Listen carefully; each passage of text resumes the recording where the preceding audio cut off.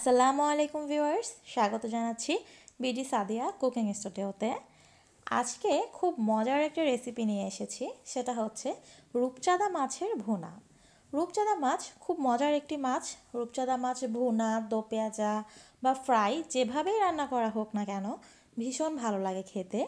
আশা করছি আমার আজকের ভিডিওটি আপনাদের ভালো লাগবে, আর ভালো লাগলে প্লিজ আমার চ্যানেলটি সাবস্ক্রাইব করবেন।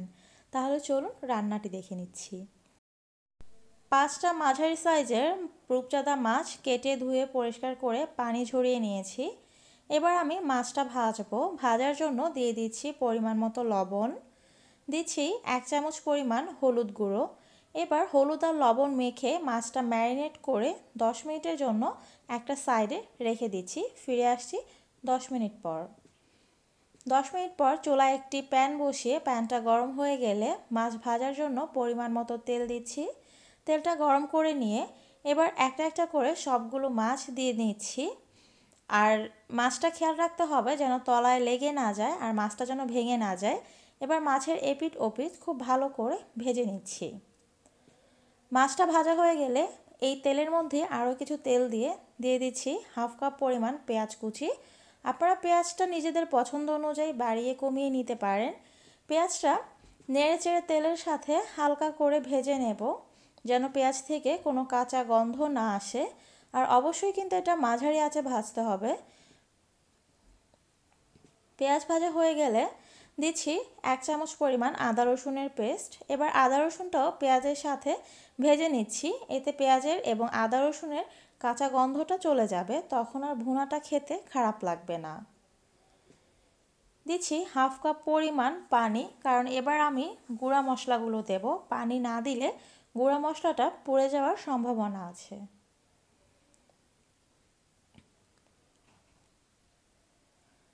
এক চামচ হলুদ গুঁড়ো দিচ্ছি, আর দিচ্ছি হাফ চামচ পরিমাণ লাল মরিচের গুঁড়ো। এবার লাল মরিচের গুঁড়ো আর হলুদটা ভালো করে মিশিয়ে নিচ্ছি। মিশিয়ে যখন একটু ভাজা হয়ে যাবে, আপনারা দেখতে পাচ্ছেন যে অল্প ভাজা হয়ে যাওয়ার পরে দিয়ে দিচ্ছি লবণ। লবণ দিয়ে খুব ভালো করে ভেজে নেব তেলটা উপরে উঠে আসা পর্যন্ত। আপনারা দেখতে পাচ্ছেন যে কিছুক্ষণ ভাজার পরেই কিন্তু তেলটা উপরে উঠে এসেছে। এবার আমি কিছু কাঁচামরিচ কুচি আর টমেটো কুচি দিচ্ছি। কাঁচামরিচটা মাঝখান থেকে চিড়ে দিয়েছি একটু ঝাল হওয়ার জন্য। টমেটো, কাঁচামরিচ, পেঁয়াজের সাথে খুব ভালো করে ভেজে নিয়ে দিয়ে দিচ্ছি 1 কাপ পরিমাণ পানি। যেহেতু আমি এটা ভুনা করব, খুব বেশি ঝোল রাখবো না, তাই আমি 1 কাপ পরিমাণ দিচ্ছি। আপনারা চাইলে ঝোল যদি বেশি চান পানি আর একটু বাড়িয়ে দিতে পারেন।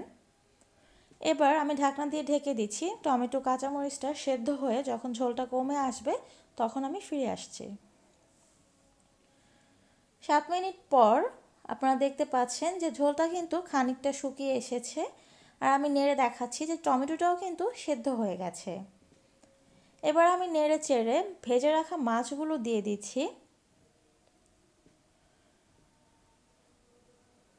মাছগুলো দিয়ে এবার আমি কিছু ধনেপাতা কুচি দিচ্ছি। ধনেপাতা কুচি দিলে খুব সুন্দর একটা ফ্লেভার আসবে, খেতে ভালো লাগবে।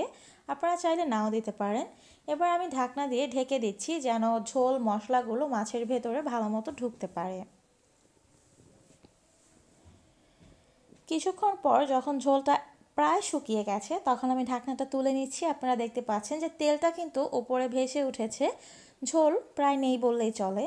আর মাছটাও কিন্তু খুব সুন্দরভাবে হয়ে গেছে, মশলা ঝোল সব কিছুই মাছের ভিতরে ঢুকেছে।